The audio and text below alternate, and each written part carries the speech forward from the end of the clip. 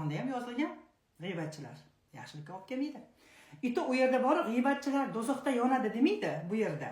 Bizga ozgina noto'g'ri aytadi. Bu yerda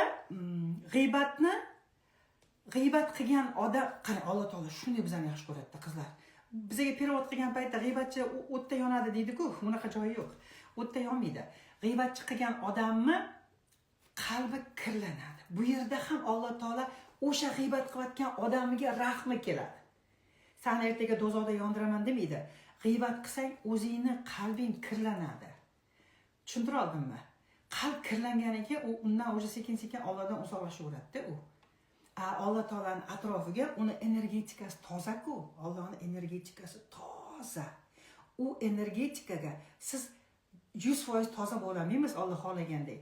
Hatto ozgina tozaroq bo'lsak, unga yaqinlashamiz. Ozgina bo'lsa ham Xudoga yaqinlashamiz. Tushuntira oldimmi? Allohning esa maqsadi bitta. Bandasi shunday bir yaxshi inson bo'lib, unga yaqinlashsa deydi. Qancha Allohga yaqin bo'lsangiz, mana shu yerda yaxshilab eshiting. Qancha Allohga yaqin bo'lsangiz, sizni qo'lingizda bitta sertifikat bo'ladi. Mana bunaqa sertifikat beradi Alloh taolo sizga. Sifatli hayot degan. Kim tushundi hozir? Mana shunday sertifikatingiz bormi qo'lingizda? Menda bor.